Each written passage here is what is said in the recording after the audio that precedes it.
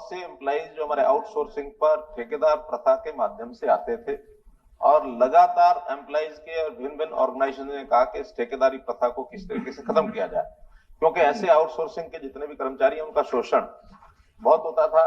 न उनको ईपीएफ का लाभ मिलता था, न उनको ईएसआई का लाभ मिलता था।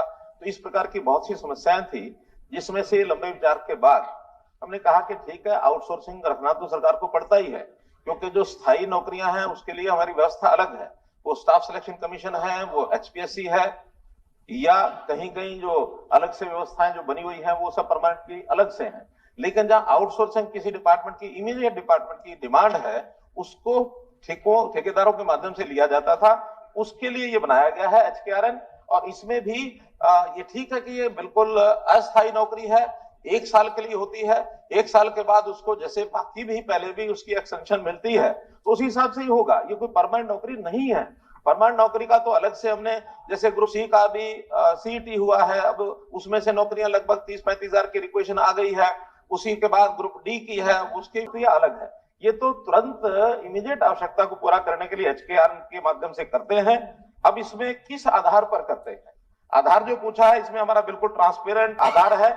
और इस आधार के हिसाब से मैं कह सकता हूं कि पोर्टल बनाया गया है, ट्रांसपेरेंट, एक एडवर्टाइजमेंट दे करके कि ये हमारे पास इतनी सीटें हैं, अगर कोई और अप्लाई करना चाहता हो अप्लाई करे। उसकी सैलरी भी निश्चित है, लेवल 1, लेवल 2, लेवल 3, लेवल 4 जो एक आउटसोर्सिंग की होती है वो की गई है। और इसमें भी बिल्कुल एक रैंकिंग के हिसाब से जो मेरिट लिस्ट उसकी बनी हुई है, उसमें सबको पता होता है मेरिट लिस्ट क्या है। इसके अंदर बिल्कुल मार्क्स दिए जाते हैं कि उस परिवार की वार्षिक आय ये कितनी है। कम आय है उसको प्राथमिकता दी जाती है, क्योंकि ये वेलफेयर स्कीम के माध्यम से हम चाहते हैं जिसके घर में मानो नौकरी नहीं है, गरीब है, उसको कम से कम आउटसोर्सिंग का अवसर मिल जाए। दूसरा, उस उम्मीदवार की आयु भी जो एक मध्यम आयु काम करने की लगभग 30-35 साल है, उसको ज्यादा वेटेज दी जाती है, क्योंकि उसकी उम्र ऐसे निकल रही है, उसको कम से कम इस स्टेज पर भी कोई और काम नहीं मिला है और वो इस नौकरी पर आना चाहता है तो उसको ज्यादा दी जाती है। कौशल योग्यता उसकी कितनी है, यानी उसकी क्वालिफिकेशन क्या है।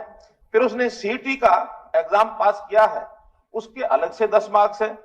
फिर उसकी सामाजिक आर्थिक माप या और जो हमने 5 नंबर अलग से रखे हुए वो उसको देते हैं।